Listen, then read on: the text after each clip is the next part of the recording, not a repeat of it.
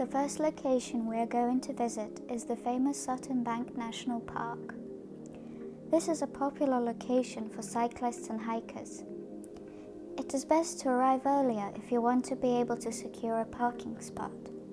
Be aware the park is not meant for overnight stay. You can park your car for a short 2-hour walk or for over 2 hours to be able to explore the full extent of the park. It is a bit cheaper if you come on a motorcycle.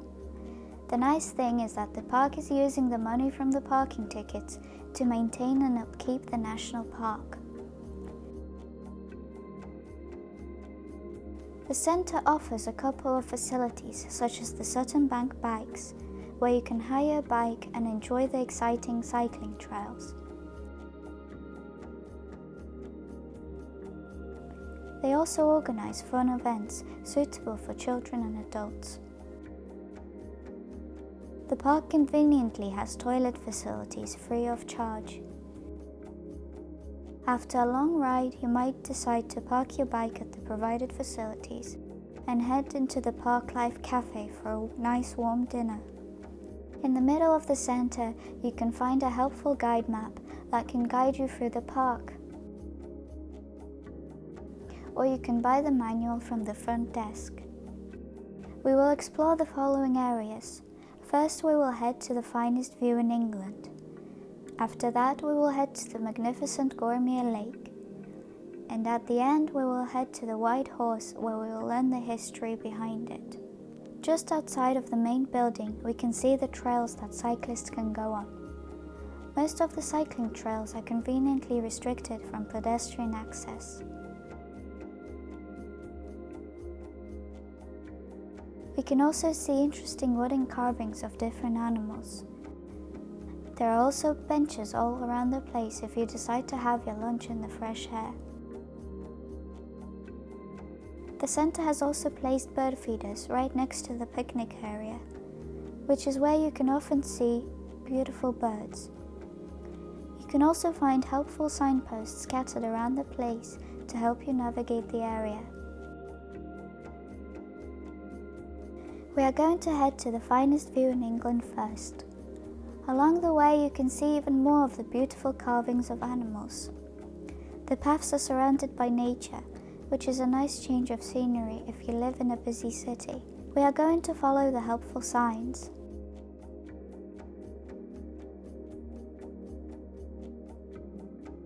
You will know you are there when you see a wooden ramp leading to the helpful guide map.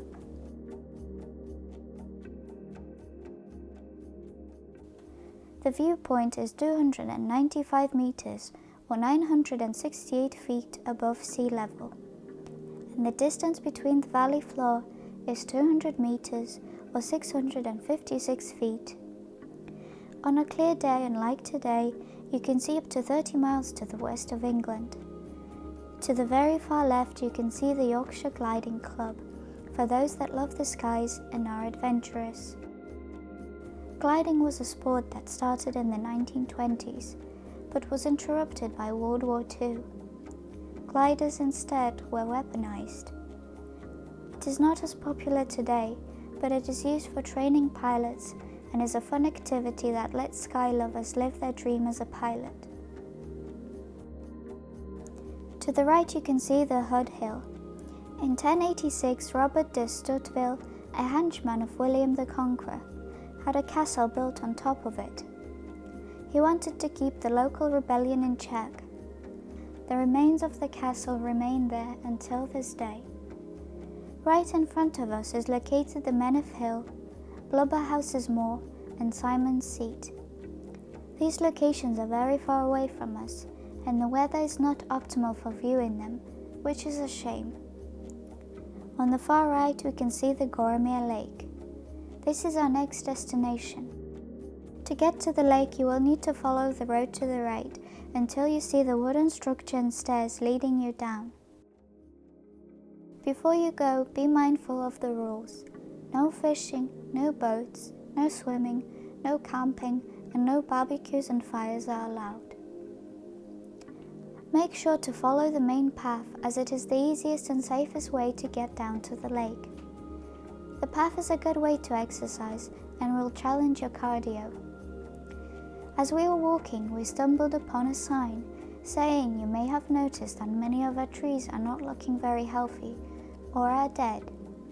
Sadly, this is due to the presence of devastating fungus known as ash dieback, which is spreading quickly throughout the UK. It is estimated that it will lead to the loss of up to 99% of our native ash trees.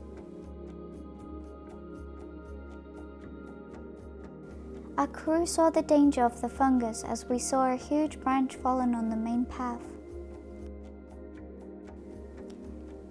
If you decide to visit the park centre, make sure you keep on the main path and look out for falling branches. Make sure you don't visit the park on windy days, as it can be dangerous.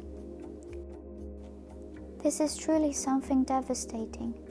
We hope the park finds a solution that can reduce the damage to the forest. As you carry on the path, you can find a helpful map that shows you the location of the lake and some interesting information about the woodlands. At the bottom of the path, you will eventually arrive at Lake Gormere. The Gormere is one of the 4 natural lakes in Yorkshire. There are legends about the lake that say the lake is bottomless. One of the stories say that the lake was formed when a huge earthquake swallowed up a town, leaving behind it an immeasurable deep hole full of water. The chimneys and rooftops of the houses can still be seen on a clear summer's day, far below the surface. Whatever the reason for its formation, it is an undeniably beautiful place. It is a great location for a family picnic where you can enjoy the beauty of the location. The way back from the lake could pose a bit of a challenge to some, as it is quite a steep incline. The final location of the park we are going to visit is going to be the famous White Horse, which is located a little over a mile from the park centre. The path is popular with runners, as it is one of the most beautiful places in Yorkshire to have a run. You can also see markers showing the distance to the White Horse along the way. At roughly the halfway point, you will be presented with 2 options: to continue on the path or to go down and enter the forest area. Both will eventually lead you to the White Horse. If you choose the top path, you can enjoy the view of the vast forest spreading beneath you. And if you choose the bottom path, you can gaze up at the beauty of the mountain and its beautiful rock formations. We decided to stay on the top path. Along the way, there are many benches that you can take a break on while admiring the scenery. When we finally arrived at the destination, we found it quite uneventful. It was not easy to see the carving of the White Horse. We continued down the stairs leading to the second parking location, which is more convenient if you want to just see the carving of the White Horse. When we were finally able to see the full scale of the White Horse, it was not in the best shape. In part, this is because the horse was not maintained during the COVID restrictions. The White Horse was funded by Thomas Taylor in 1857. His inspiration came from the chalk hill figures of southern England. He gathered a group of 31 volunteers and used 6 tons of lime to whiten the naturally grey rocks of the White Cliff. During the Second World War, the horse was covered as to not become a target of the German bombers. After a long trip at the park, you might want to head into the neighbouring town called Thirsk, where you can find a White Horse-themed fish and chip shop. The Sutton Bank National Park is an interesting place to visit, with a lot of outdoor activities and interesting sights to see.